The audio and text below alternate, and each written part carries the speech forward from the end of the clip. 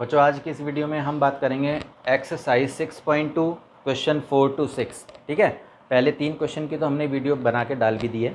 अब आज इसमें बात करेंगे हम 4 to 6 की, ठीक है ना। और इसको देखेंगे कि किस तरह से इन सवालों को सॉल्व करके देखा जाता है। और बेटा देखो, मैंने पहले भी जैसे मैं बता चुका हूँ पहले की वीडियो में कि इन सवालों को अगर अच्छी तरह से आपको समझना है तो आपको इंट्रोडक्शन वीडियो आप देखो अच्छी तरह से, ठीक है। उसमें आपको ये पता चल जाएगा कि भाई अल्टरनेट एंगल क्या होते हैं, कोरस्पॉन्डिंग एंगल क्या होते हैं, को इंटीरियर एंगल क्या होते हैं, वर्टिकली अपोजिट क्या होते हैं, लीनियर पेयर क्या होते हैं, एडजेसेंट एंगल क्या होते हैं, कम्प्लीमेंट्री क्या होता है, सप्लीमेंट्री। कहने का मतलब ये है कि सारी बेसिक नॉलेज जो है ना वो आपको सारी मिल जाएगी, ठीक है। लिंक मैंने डिस्क्रिप्शन में दे दिया इंट्रोडक्शन वीडियो का, और इससे पहले की जो वीडियो मैंने बना रखी है उनका लिंक भी मैंने डिस्क्रिप्शन बॉक्स में दे दिया है, तो आप उसको देख सकते हो, ठीक है। इसमें हम 4 to 6 क्वेश्चन को सॉल्व करके देखेंगे। तो आइए शुरू करते हैं। क्वेश्चन 4 देखो बेटा, फिगर में देखो क्या कह रहा है ये, पी क्यू हमारा एस टी के पैरेलल है। देखो पी क्यू लाइन जो है वो एस टी के पैरेलल है।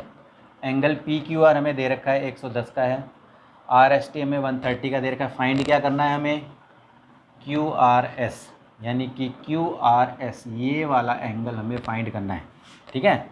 और देखो यहाँ पर हिंट भी दे रखा है, draw a line parallel to S T. S T के पैरेलल हम एक लाइन खींच लेंगे आर से, ठीक है।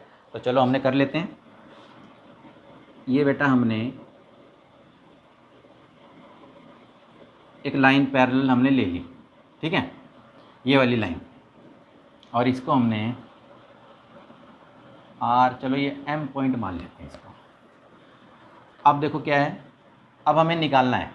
हमें गिवन में सबसे पहले देखो गिवन में क्या क्या चीज़ें दे रखी हैं। गिवन में हमें दे रखा है पी क्यू पैरेलल है एस टी के, एंगल पी क्यू आर आपको दे रखा है 110 का, and angle R S T है 130 का। फाइंड हमें करना है क्यू आर एस, ठीक है। हम क्या करेंगे, हमने देखो बेटा बाई कंस्ट्रक्शन हमने कर लिया, ठीक है। कंस्ट्रक्शन से हमने एक line R M S T के पैरेलल हमने ले ली। हमने क्या किया, अब देखो यहाँ पर मैं लिख रहा हूँ एंगल टी एस आर, देखो टी एस आर, ठीक है। या चलो मैं इसको आर एस टी कह देता हूँ, क्योंकि इसमें आर एस टी लिखा हुआ है तो आर एस टी लिख देते हैं हम, ऐसे समझो आप। एंगल आर एस टी, अब समझ में आ रहा है ना, आर एस टी देखो आर एस टी 130, और ये जो एंगल हमारा प्लस एंगल एस आर और एम, क्योंकि मैंने एम माना ना, देखो आर एम ये हमारी एक लाइन हो गई, इज इक्वल टू होता है 180 डिग्री, ठीक है ना। क्यों, ये को इंटीरियर एंगल से बेटा, को इंटीरियर एंगल 180 डिग्री के होते हैं। आर एस टी हमें कितने का दे रखा है 130 का, और एंगल एस आर एम हमारे पास है नहीं, तो इज इक्वल टू 180, तो angle S R M is equal to 180 minus में 130, तो क्या आ जाएगा 50 डिग्री। तो ये आपका एंगल कितने का आ गया 50 डिग्री का, ठीक है। हमें तो निकालना है क्यू आर एस ना, तो इसके मदद से हम निकालेंगे, इसलिए हमने इस एंगल को पहले निकाल के देखा है।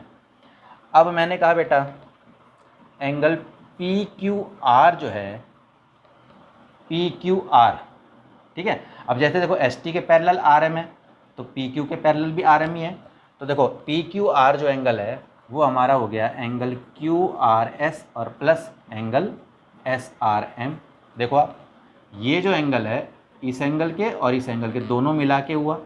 क्यों है ये, क्योंकि जो है ये अल्टरनेट एंगल्स है बेटा, देख लो आप। क्योंकि देखो पी क्यू पैरेलल है आर एम के पैरेलल है, तो ये एंगल इस एंगल के पूरे के बराबर होगा, तो यानी कि अल्टरनेट एंगल माना जाएगा, ठीक है ना। तो पी क्यू आर कितने का दे रखा है 110 का, क्यू आर एस तो हमें निकालना ही है, और एस आर एम कितने का निकला 50 का। तो इसका मतलब ये हुआ 110, इसको इधर ले आओ, 50 is equal to Q R S. तो इसका मतलब ये हुआ कि क्यू आर एस जो है वो आपका 60 डिग्री का निकल गया। तो क्यू आर एस कितने का निकल गया 60 डिग्री का। तो इस तरह से जो है आप इस सवाल को निकाल के देख सकते हो। क्वेश्चन देखो बेटा, इसमें भी देखो ए बी पैरेलल है सी डी के, ए बी जो है सी डी के पैरेलल दे रखा है। ए पी क्यू देख लो आप, ए पी क्यू आपको 50 डिग्री दे रखा है, पी आर डी 127 है। हमें निकालना क्या है एक्स और वाई, एक्स और वाई निकाल के हम देखेंगे। इसमें हम गिवन में आपको दे रखे सारी चीज़ें, ठीक है, आप उसको लिख लेना।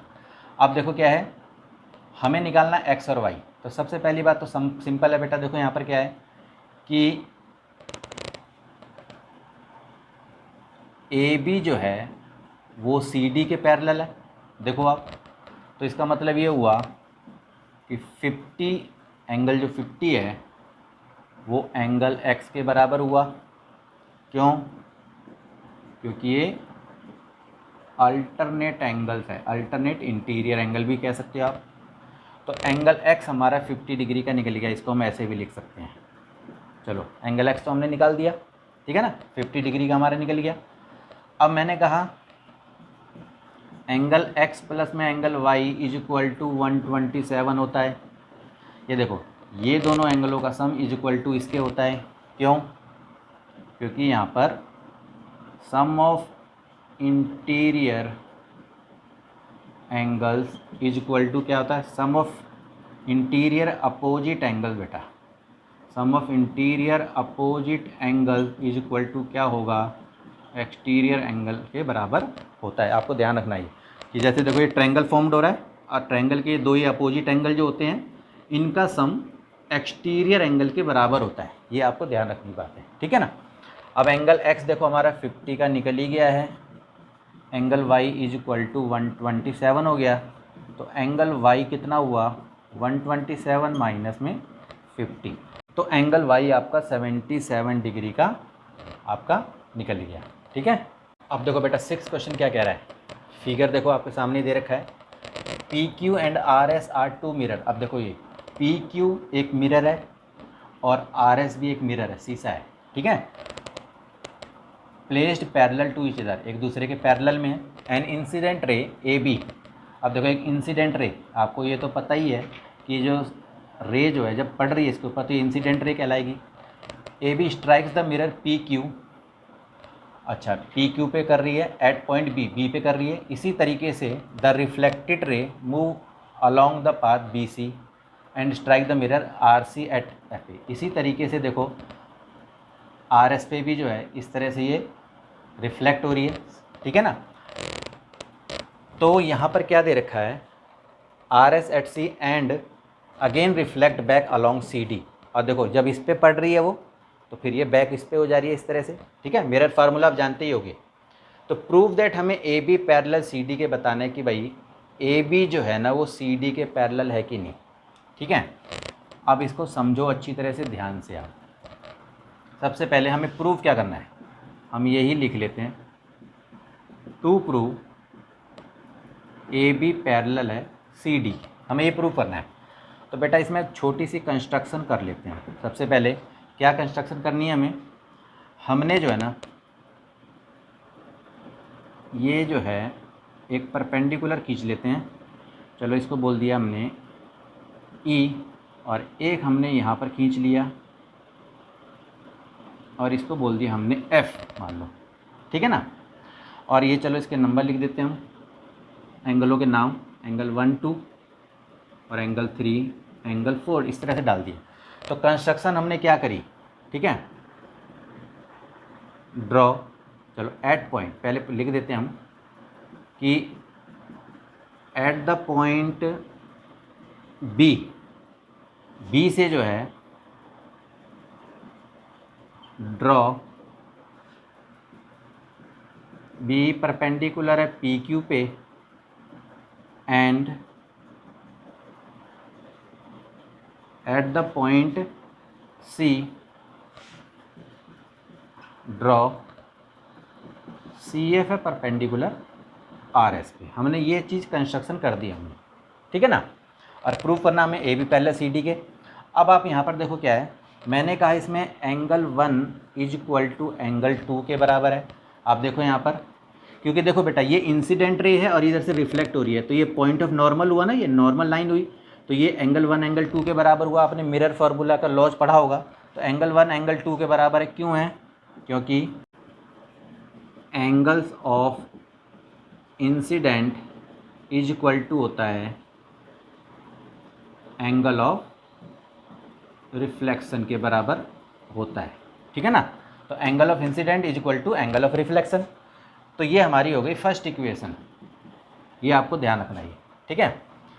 अच्छा, अब देखो क्या है, इसी तरीके से मैंने कहा एंगल 3 एंगल 4 के बराबर होगा, सेम रीजन,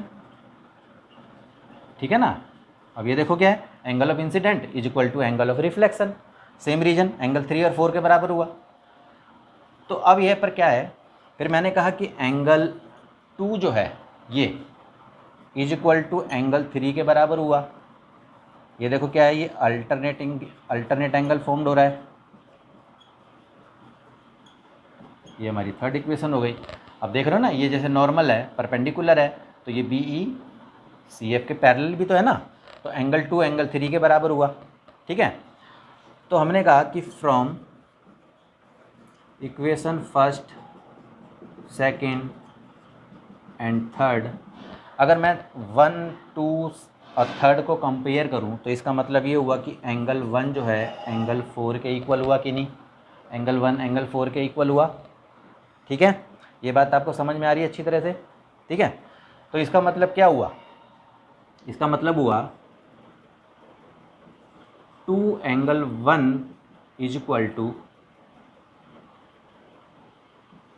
2 एंगल 4, क्योंकि देखो ना, अगर फर्स्ट इसको देखोगे तो 2 angle 1 is equal to 2 angle 4 के हुआ।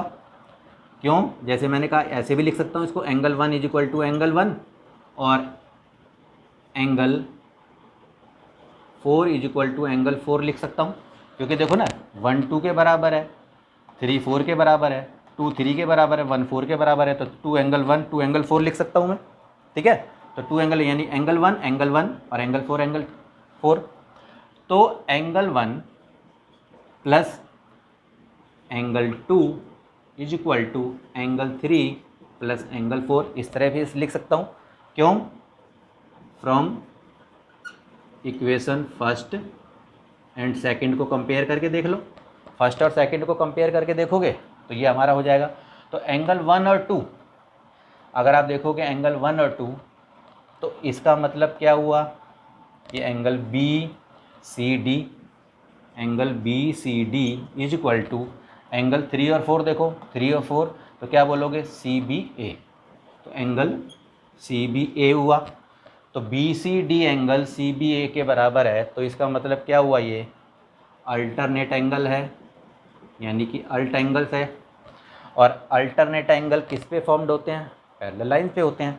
तो इसका मतलब क्या हुआ, देयरफॉर ए बी पैरेलल है सी डी के। इस तरह से जो है आप उसको प्रूव करके दिखा सकते हो, क्योंकि देखो अल्टरनेट एंगल बन गया। अब ये एंगल इस पूरे एंगल के बराबर है, तो इसका मतलब क्या हुआ, A B parallel C D के, क्योंकि अल्टरनेट एंगल जो है हमारे वो पैरेलल लाइंस पे बनते हैं, ठीक है। तो बेटा इस तरह से इस सवाल को करके आप देख सकते हो, ठीक है। अगर मेरी वीडियो आपको अच्छी लगी तो बेटा इसे लाइक करो, और जो भी मेरे इस चैनल पे नए जुड़े हैं, अगर उनको ये वीडियो अच्छी लगी तो बेटा लाइक भी करो और चैनल को भी सब्सक्राइब करो। तो बेटा आज के लिए इतना ही, ओके बाय।